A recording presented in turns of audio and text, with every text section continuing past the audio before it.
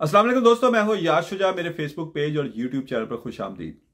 दोस्तों, तीन पहले अहम खबरों का आपको बताऊंगा। खबरें और भी हैं, वो बाद में उसका जिक्र होगा, लेकिन सबसे बड़ी खबर कि अडयाला जेल और अटक जेल का कंट्रोल किसके पास है, इमरान खान ने वाशगाफ अल्फाज में पैगाम दे दिया है।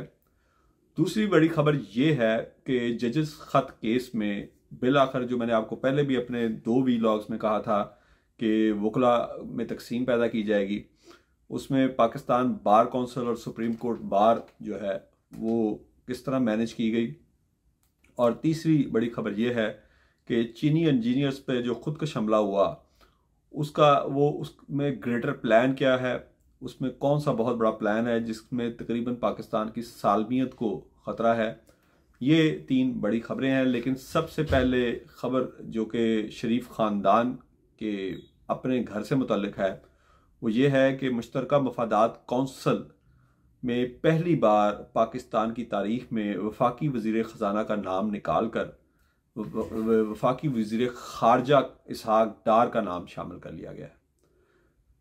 दोस्तों, ये नाम इसहाक डार ने मेरी इतलात के मुताबिक मियाँ नवाज शरीफ से वज़ीर आज़म को फ़ोन करवा के शामिल करवाया और उन्होंने ज़ोर दे के कहा कि इसहाक डार का नाम शामिल करें।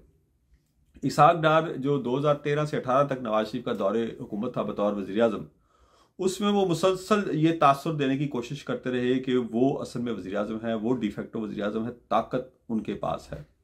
और चौधरी निसार अली को मुस्लिम लीग नून से निकलवाने में भी उनका बहुत बड़ा किरदार था, क्योंकि मैं ज़ाती तौर पे जानता हूँ कि मैं FIA की बीट करता था और लाहौर के एक बहुत बड़े बुक मेकर उसे कहें या ये सट्टा करवाते थे मैचों पे, क्रिकेट के मैचेस पे, उनके ऊपर FIA ने छापा मारा था यहाँ पे स्टॉक एक्सचेंज में। और वहाँ पर तकरीबन उस वक्त ये बात होगी 2015-16 की, उनके करोड़ों रुपए बरामद किए थे FIA ने।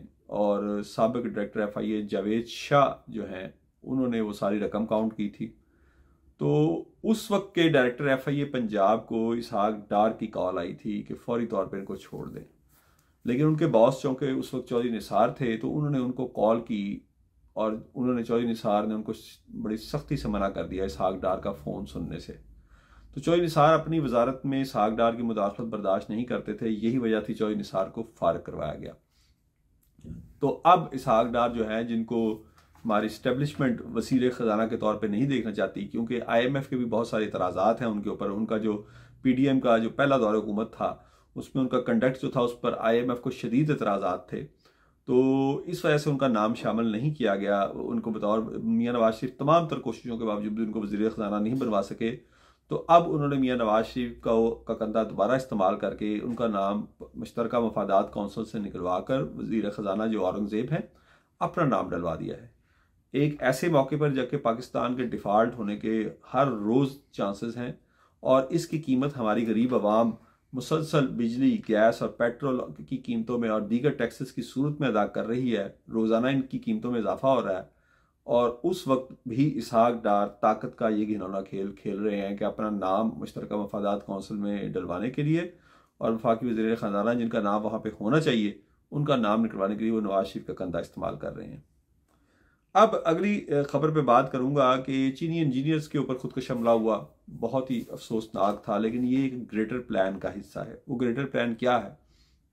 पहले तो इस हमले के फौरन आफ्टर इफेक्ट्स ये हैं कि पाकिस्तान की जो शाहरग है, यानी कि हमारे जो 3 डैम इमरान खान के दौरे हुकूमत में शुरू किए गए, उन पर असल में काम शुरू किया गया। वैसे तो ये बड़ी देर से पाइपलाइन में थे, लेकिन उन पर काम शुरू किया गया। वो थे दियामीर, दासू और भाषा डैम।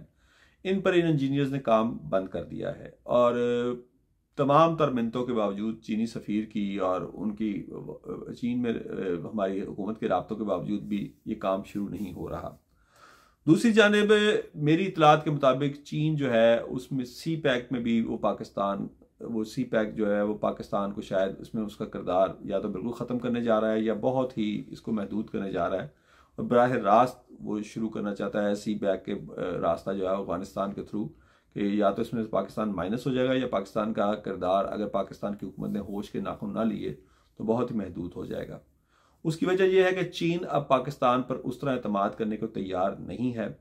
उसकी वजह फिर मैं आपको बताऊं कि अमेरिका के साथ जो हमारी इस्टेब्लिशमेंट और मौजूदा हुकूमत के मामला तय हुए हैं, उसके तहत जल्द ही इंडिया के साथ पाकिस्तान के तजारती रवाबित बहाल होने जा रहे हैं। और मेरी इतलात के मुताबिक अमेरिका ज़ामन है कि इंडिया की जानिब से पाकिस्तान के ख़िलाफ़ कोई जारहियत का इर्तिकाब नहीं किया जाएगा। और ये सब कुछ किया जा रहा है चीन के साथ हमारे ताल्लुकात के ऊपर कंप्रोमाइज़ करके, यानी पाकिस्तान और इंडिया के तजारती रवाबित बढ़ाए जाएंगे, उनके आपस में ताल्लुकात को मामूल पे लाया जाएगा। और इस तरह पाकिस्तान का जो चीन को यानी कि दिफाई लिहाज से अमेरिका ये समझता है कि पाकिस्तान की दिफाई ज़रूरियात, क्योंकि पाकिस्तान में सबको पता है, अमेरिका से ज़्यादा किसको पता नहीं होगा कि पाकिस्तान में खारजा पॉलिसी का तयन हमारे जो इस्टेब्लिशमेंट है वो करती है। और उनका सबसे बड़ा जो आप समझ लें कि उनका जो सबसे बड़ा पहली प्रायोरिटी है वो पाकिस्तान का जो दिफाई निज़ाम है उसको मजबूत रखना है, इंडिया के ख़िलाफ़ उसको उसके मुतवाज़न रखना है। और इस हवाले से चूँकि अमेरिका की जानिब से तो हमें अफ़गान वार के बाद झंडी कराई जा चुकी है और F-16 के पैसे लेकर भी हमें F-16 नहीं दिए गए, तो उसके बाद चीन ही हमारा सबसे बड़ा दोस्त था। अब उस ज़रूरत को ख़त्म करने के लिए अमेरिका के दबाव पर इंडिया के साथ हमारे ताल्लुकात बेहतर किए जा रहे हैं। इस हवाले से इंडिया को भी ऑन बोर्ड लिया गया है और ये है वो ग्रेटर प्लान जिसके तहत चीनी इंजीनियर्स के ऊपर खुद का हमला हुआ, वो यहाँ पे काम बंद कर चुके हैं। और पाकिस्तान के इंडिया से रवाबत बेहतर कराकर अमेरिका चाहता है कि CPEC का पाकिस्तान से बोरिया बिस्तर गोल कर दिया जाए। और ये देखिए अब कब तक होता है। इसमें एक तरबेला एक्सटेंशन का मंसूबा भी शामिल है जिस पे काम बंद हो चुका है। अगली खबर ये है कि जजेस खत पे मैंने आपको पहले भी कहा था कि वकला में तकसीम पैदा की जाएगी और वो तकसीम हो चुकी है। पाकिस्तान बार कौंसिल और सुप्रीम कोर्ट बार जो है वो मुकम्मल तौर पे मैनेज कर लिए गए हैं और जस्टिस तसद्दुक हुसैन जिलानी, जिनको चीफ जस्टिस ऑफ पाकिस्तान मियां नवाज शरीफ ने बनाया था अपने वज़ारत उज़्मा के दौर में, उनके उस कमीशन के सरबराह के तौर पर नाम पर पहले थोड़ी बहुत जो इतराज़ किया गया इन दोनों की जानिब से और उसके ऊपर खामोशी इख्तियार कर ली गई है, ये उसी का नतीजा है। ताहम PTI इसको चैलेंज करने जा रही है और चेयरमैन PTI इमरान खान ने इसके हवाले से हुक्म भी जारी कर दिया है कि इसको चैलेंज किया जाए, इस नाम को चैलेंज किया जाए। लेकिन हमारी जो मेन बॉडीज़ हैं वकला की वो तकरीबन मैनेज हो चुकी हैं और इसको उसी तरह खूह खाते में डाला जाएगा जिस तरह बाकी मामलात को, जिस तरह इलेक्शन में धांधली के मामले को खूह खाते में डाल दिया गया है, फॉर्म 45-47 के मामले को खूह खाते में डाल दिया गया, ये भी उस तरफ जा रहा है। अब मैं अपनी आखिरी खबर की तरफ आऊँगा कि अडयाला जेल और अटक जेल, जिन दोनों जेलों में इमरान खान रहे, चौधरी परवेज़ आई रहे और हैं इस वक्त अडयाला जेल में, उनका कंट्रोल किसके पास है? इमरान खान के हवाले से एक बड़ा बयान सामने आया है शुएब शाहीन की तरफ से। शुएब शाहीन एडवोकेट ने दावा किया है कि उन्हें चेयरमैन PTI इमरान खान ने बताया है कि इन दोनों जेलों का कंट्रोल ISI के पास है। अच्छा, मैं इस हवाले से मैं 94 से जेल की बीट बतौर रिपोर्टर कर रहा हूँ। मैं आपको बताऊँ कि इस हवाले से मेरा ज़ाती ख्याल क्या है।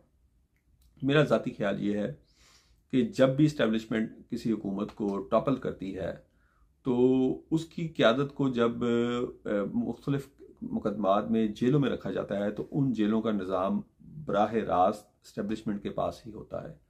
मसलन नवाज शरीफ जब अडयाला पहुंचे मरियम के साथ तो बराह रास्त इस्टेब्लिशमेंट उस वक्त मॉनिटर कर रही थी उस जेल को और सुप्रीम से लेकर ऊपर IG तक तमाम लोग उनसे राब्ते में थे। उसके बाद जब नवाज शरीफ को कोटलखपत जेल में रखा गया तो भी इस जेल को इस्टेब्लिशमेंट मॉनिटर कर रही थी और उसकी एजेंसियां मॉनिटर कर रही थी और जितने भी मुलाकाती नवाज शरीफ से मिले जाते थे वो तमाम फहरिस्तें उनसे शेयर की जाती थी। और चूंकि मुझे वहाँ पे खुद नवाज शरीफ से अपने कुछ सीनियर जो हैं मेरे इदारे के, उनकी मुलाकात करवाने का इत्तेफाक हुआ था तो मुझे इन तमाम चीज़ों का इल्म है। तो इस हवाले से इमरान खान ने जो दावा किया है इसमें कोई बड़ी बात नहीं है, क्योंकि इस तरह के मामलात में इस्टेब्लिशमेंट बराह रास्त मुलव्वस होती है और ये तमाम मामलात उन्हीं के हुक्म पे हो रहे होते हैं। इसमें ये मामूली मोहरे होते हैं सुप्रीम वगैरह और PTI की जानिब से उनके ऊपर तनकीद वगैरह करने का फ़ायदा कोई नहीं। उनकी क़यादत और कारकुनों की तरफ से उनको जो ऊपर से हुक्म आएगा उन्होंने वो करना है। तो ये इमरान खान ने जो बड़ा दावा किया है और उनसे मुलाकात के हवाले से भी जो मुआहिदा तय हुआ है वो असल में सुप्रीम जेल और इमरान खान के दरमियान नहीं हुआ। ये ताकतवरों की तरफ से जो हुक्म था उस पर सुप्रीम जेल ने इमरान खान को बनाया है कि मंगल और जुमेरात को 6-6 अफराद की मुलाकात हुआ करेगी, एक दिन फैमिली की और एक दिन वकला की। और उस हवाले से जो ऊपर से हुक्म था उसको इमरान खान से मनवाया गया है और सुप्रीम जेल की तरफ से उनको बताया गया है कि होगा इस तरह ही, आपकी मेहरबानी है, अगर आप नहीं भी चाहेंगे तो फिर आपकी बिल्कुल मुलाकात नहीं होगी। तो जिस पर इमरान खान मान गए हैं, ताहम उन्होंने शुएब शाहीन के जरिए ये पैगाम बाहर भेज दिया है कि इन दोनों जेलों का कंट्रोल असल में किसके पास है। मजीद खबरें भी आपकी खिदमत में पेश करता रहूंगा। अपने दोस्तों और रिश्तेदारों का ख्याल रखिएगा। अल्लाह।